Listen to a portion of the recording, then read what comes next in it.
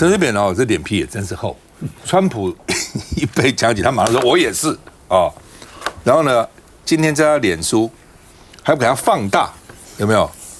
这川普的耳朵，陈水扁的尾鱼肚，哦，他这个伤口就被很多特别专家医生都质疑，说怎么这么干净平整呢？哦，照理讲子弹打过去哈，好像不应该这样子哈。那在319枪击案20年的时候呢，吕秀莲还发表了5大疑点。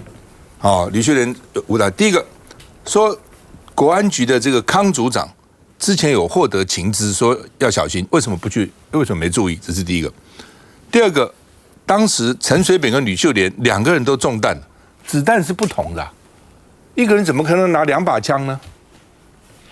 所以呢，他认为说应该是2枪2凶手，但是后来呢，他们一定说是一凶手，说是1枪2弹啊。那另外呢，就是枪手，后来不讲那个陈义雄吗？死的时候呢，身上呢被渔网缠绕，我也一直觉得这陈义雄很奇怪而且也找不到他的枪弹。安平港渔温一无所获，他的账户也没有可疑的支出，他真的是319的凶手吗？然后呢，第4，李昌钰当时他讲说到底几公，他认为李昌钰那个也有一点问题。第5，谁枪击谁？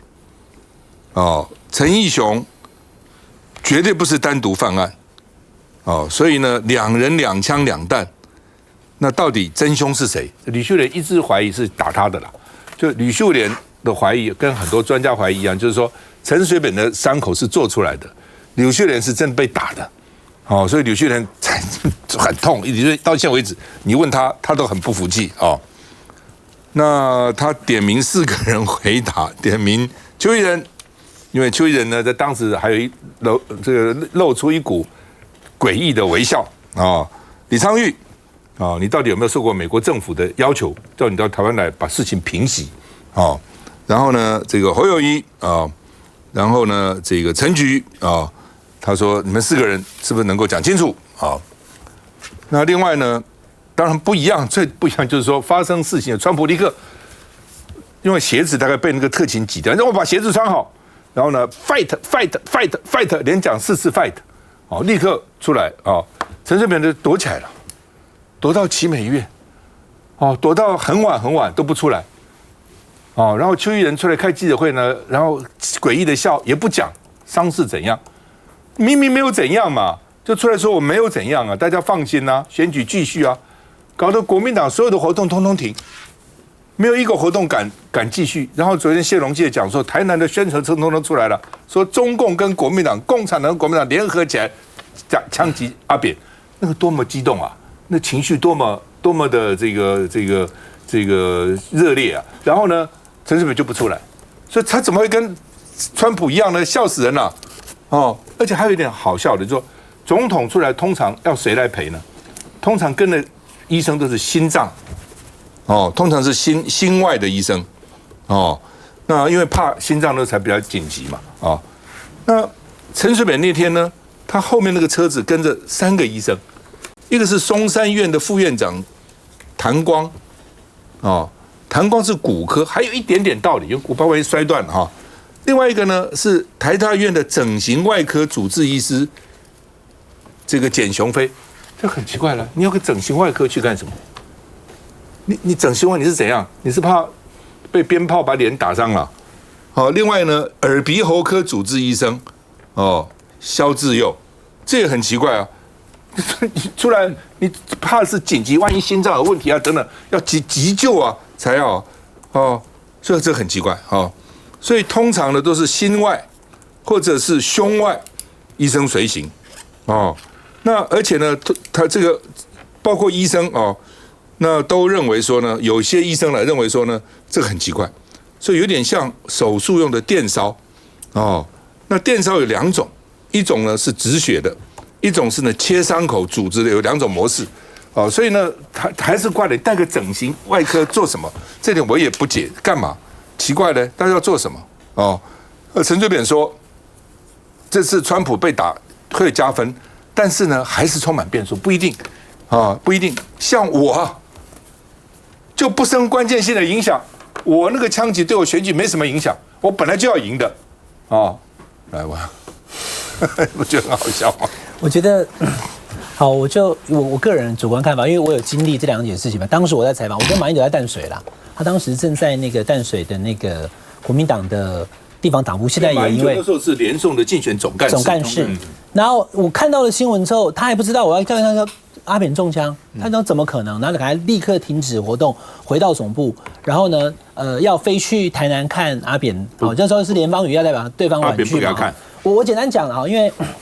川普中枪跟陈水扁前总统中枪有3个非常非常不一样的差别，这是肯定客观拿出来给大家讨论。第一个是中枪者的民调不同，当时的各大民调没有一个是陈水扁领先连宋的，没有啊。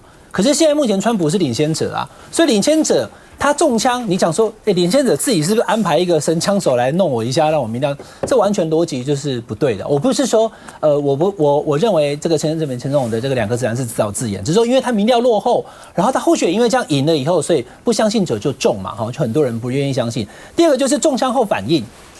因为川普在中枪的时候，当下包含了他还得 Let me get my shoes， 他还要穿鞋，然后已经要赶快送走了。其实有人怀疑我知道我看到很多网友在留言说，都已经中枪了，除非他是假的，他怎么还敢在那边比？那个密情局的人的对话，因为麦克风没有关，他有讲 shooters down，shooters down， 已经有讲枪手已经被制服了，所以才会他坚持的情况之下，密情局还是保护他。你把全程把它听完就知道了。所以这种状况之下的时候，第一个他要穿鞋，第二个他还要跟现场的民众致意，然后我要 fight， 然后下面 USA 对不对？那可是回过头来，就当天319枪击案的时候，枪击之后整整10几个小时就搞不清楚状况啊，人也没有。如果既然只是擦伤啦，照这个川普的做法，他就是跟大家在表示一下意见。虽然我流血，我还要讲话嘛。可是当时陈建中没有出来，球艺人一抹微笑，这让大家看了以后就没办法。各自的支持者会觉得说，好像不是那么的光明磊落。最后一个就是公布细节的时间呐，因为319已经过这么久了，有的人觉得根本都还没有看到真相。可是美国的话，就是枪手当场被制服，那当然还有人质疑，可是大致上那个过程流程位置图都已经出来了嘛。那在行进过程当中，你可以随便路边出现什么人，真的复杂。那川普这个状况就是，以我们台湾标准来讲啦，观众朋友，我补充最后30秒啊。如果总统出现在一个空旷场合，时间会是演讲的，比如像总统府，左边的国发会楼顶一定有公安局人员嘛，右边的北一女。就算你没有枪手在那里啦，狙击枪会布在总统府后面的那个楼顶，我讲太细了哈。但是你今天在制高点一定都有人，那你跟美国讲说那是警方，这我就真的听不懂了。我们台湾也是很多是警方啊，特勤中心会指挥警方啊，不管他是警方、是宪兵、是特勤人员，或者是地方的巡守队好了，你总要有人站在那个制高点。可是这一次那个屋顶是漏掉了，这点真的是很奇怪啊。老沈，讲到维安哈，那第一天大家都说，怎么这个人拿那么大的这个枪，他可以进入重围啊，靠这个川普这么近？我就特别讲不一样的看法。我说附近的高点屋顶不多，那起码要去看一次啊。电梯呢，楼梯要去查一下。那没想到局长竟然讲那个地方不归我管，那个地方是地方管的。我觉得这个是很窝囊的讲法。不过主持人，我告诉你，我们花了整整1节的时间谈阿扁，我是认为我们是上当的，非常不妥当的。阿扁呢，我如果是阿扁，或者是陈时中，或者其他的家人，碰到这个事情，我会觉得真的是很尴尬，我会去躲起来，尽量不要来问我，尽量我不要讲。他们一家竟然出来蹭这个川普的谋杀案，我觉得真的是民配就高了。不过我平白而回来讲哦，你觉得天网恢恢啊？上天是公平的。阿扁如果没这2颗子弹，他不会连任。他不会连任的话，他没有这些案子，的话，他历史上的留名就完全不一样。你觉得哪一个比较值得？当然是不要连任比较值得嘛，对不对？但是就是说当时这个反正就发生了，发生了以后，国民党所有的活动都停了，什么活动都不敢办了。然后民进党就群情激愤了，哇，在那边群情激愤了，然后那天晚上，丁廷宇教授刚好从建国南路下去，经过陈水扁不是有一个竞选总部在那个建国南路下去里，外面满满的人，晚上每一个人都那样群情激愤那样子怎么会对选举没有影响？非常有影响，影响很大。我那时候是台北，那时候是新党的议员，我代表新党加入台北市的竞选总部。两派人，有人讲说我在现场活动不要办，但是不能停；还有一派人就说，当然最后决定就全部停办了。那个我接到好几个教授的电话，都在骂他们的竞选总部，你们国民党怎么可以干？当然我不是国民党啊，你国民党怎么可以干这种事？换句话，都是知识分子哦，有没有影响？当然有影响。但是讲到你看吕秀莲所提的这些问题，确实好像也言之成理。但是我们事后隔了20年再来回头看这个事情，这事发生在2004年，陈水扁当4年总统，他没有给任何交代。可是接着是8年的马英九的总统，也没有调查出结果。所以你现在在做什么推论呢？除非有参与其中的人爆料出来，否则最后大概就是不会有任何的结论啊。虽然吕秀莲讲的很有道理，我觉得他讲的5点6点，我觉得很有道理我们再次看美国这一次跟那个完全不一样了哈。刚才伟汉分析的很好，就是他马上就出来讲了，而且平常讲打这个川普那个是真枪实弹啊，那隔了130公里啊，130公尺啊，130公尺，你说很近，但是也不是很近哦。我那个枪手只要差一点点，打到哪里都不知道了。再准的神枪手，我要打你眉心，也许会打到你的胸部啊，这很难说。所以说在这个事情上，美国这个事情上，你让他自导自演，我个人倾向于不太相信，因为谁愿意给你的命来赌？尤其是你不是输很多嘛？你现在离选举投票还有4个月，而且你现在的状况，你尤其是看到拜登的状况，拜登的致命伤，我跟各位报告，我在3-4个月前在你这个节目里就有人讲过，拜登的最后的结果，不是拜登最后的结果就是他身体状况。你看他的身体状况，虽然只差3岁，可是那种行动力的表现，跟各位报告不差10岁以上。不，像这种东西就好，就是说，比如像雷根上次被打，对不对？这次这个川普被打。医院就是到底他整个进度怎么样，大家都要知道的，都透明的。哪有像这样陈水扁那样跑到奇美院10几之后，大家都不知道干嘛，那就躲在那个里面，讳莫如深。那死了怎么办呢？国民党不敢办活动啊，你不知道他怎样啊，对不对？如果他在里面死了或者重伤了，你还办活动，不会被骂死吗？所以国民党什么都不敢动，所有活动统统停，休息一下再回来。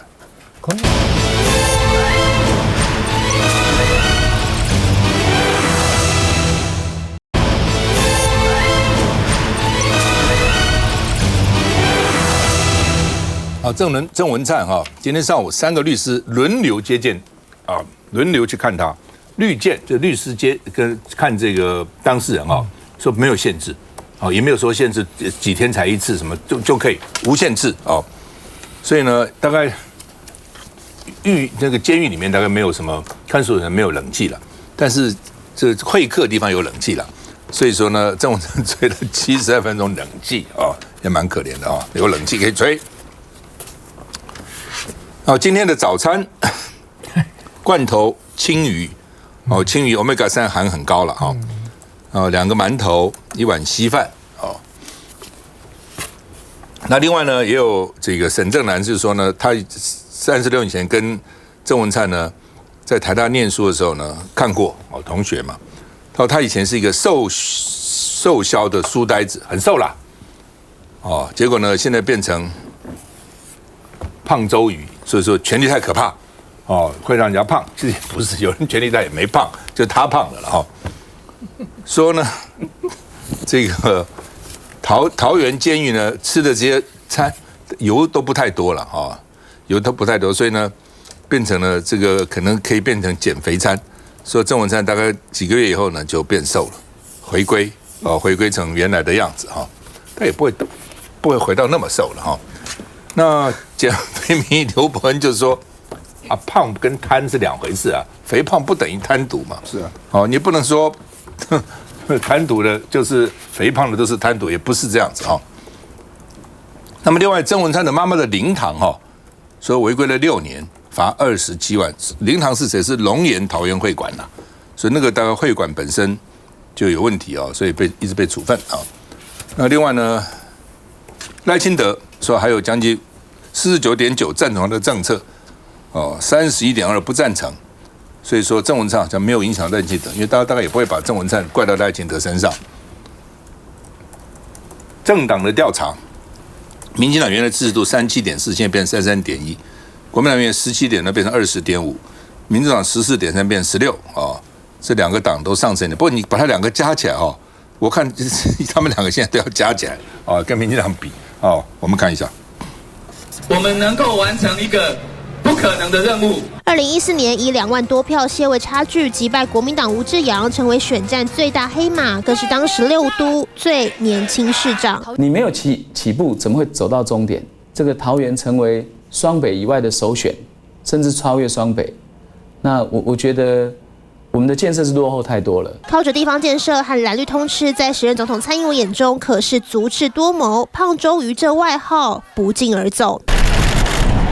2015年首次行政院会，时任高雄市长陈菊、台南市长赖清德、台中市长林佳龙和郑文灿并肩走路，实在霸气。郑文灿一跃成为政治明星，一度被视作蔡英文的接班人，就是因为在2019年，蔡英文和赖清德在竞争总统党内初选。郑文灿虽然和赖清德系出同门，但郑文灿当时可是明确站队蔡英文。如今总统赖清德上任之后，没把他列入内阁名单，反而给他无实权的海基会董事长，被解读在这时就能看出端倪。这一次检调的结果已经判处他政治的死刑，把郑文灿接下来可能参与2026、2028的路全部阻断，等于拔了郑文灿这2颗尖利的虎牙。来，贝君。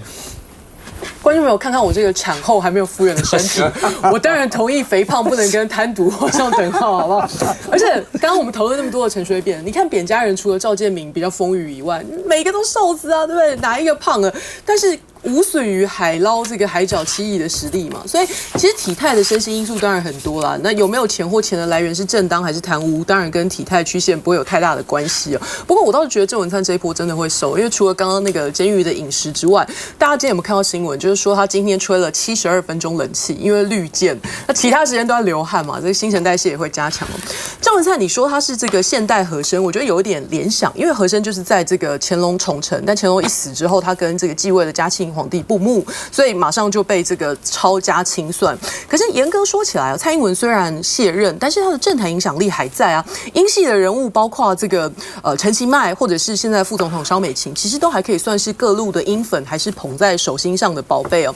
所以郑文灿出事，你要说完全烧不到赖清德，我觉得是不太可能的，这言之过早。那再加上郑文灿在桃园市长任内8年传出了问题。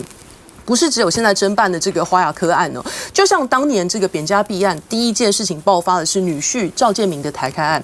大家记不记得那时候这个民进党内是怎么讲？都说啊，这个跟扁家没有关系的，这个是亲家胡作非为啦，亲家公狐假虎威。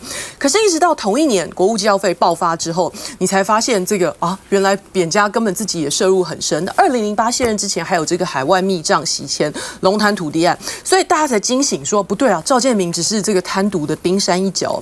所以回来讲郑文灿，他的这个贪污，如果不止华亚科这个案子，而是他在桃园主政8年的其中一个案例哦，那各位要去想哦，这个操作的过程绝对不会是市长一个人就可以办得到。新潮流的要员，或者是郑文灿的子弟兵，现在都很多在这个政坛上面走跳哦。这些人在政商界的关系千丝万缕，不会是一夕之间随着郑文灿这个被收押，然后就断掉。所以这些人现在应该都还在想要怎么处理哦。那有没有人在这个2024年总统大选时，早早就靠拢赖清德进到新的执政团队当中？我觉得接下来还是可以继续观察的。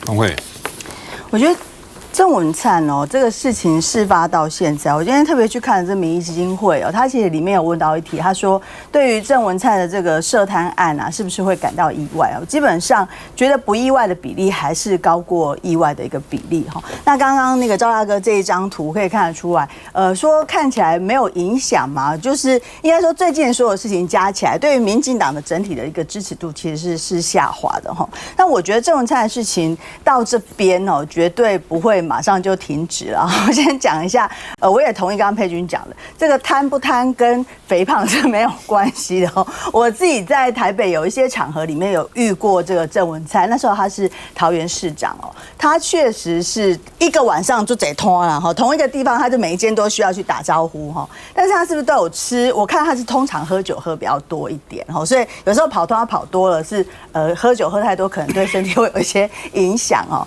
那回来讲了哈，我觉得郑文灿的案子，以我自己过去在立法院也揭露过几个案子哈，我觉得有几个相同点呐哈，一个就是都跟土地开发会有一些关系哈。那我自己在讲友台的那个影城案的时候，其实也有同感。最近黄国昌又讲，就是说他的这个高层，好像这个他最近这个案子是到总统府都有哈。我当时在查的时候也是内政部哦，就内政部的绿灯开得很大这样子哦，就是郑文灿桃园市政府的案子，他都会很快速的就走完那个流程哦，跟一般县市可能不太相同。这是第一个。第二个是我还是要讲一下张善政市长。哦，就是说，像我自己在追的那个土地开发案，有关这个G101站，就是桃捷的这个绿线的部分啦。其实张市长上任之后哦，他都会依照专家的意见，把它再移回原来的位置。哦，就我觉得是做得蛮好的。来这个濰善。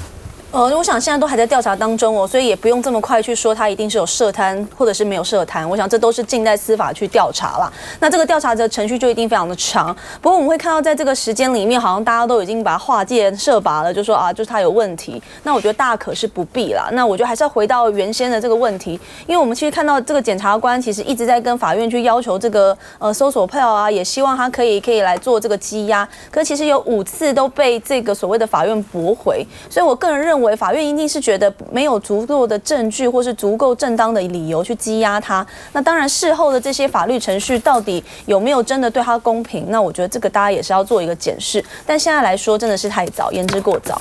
郑文灿其实在17年以前就曾经到了海基会被流放当副秘书长，5个月辞职。那时候为什么？因为卷入富士案，所以当时呢也被放到海基会去。我们休息一下再回来。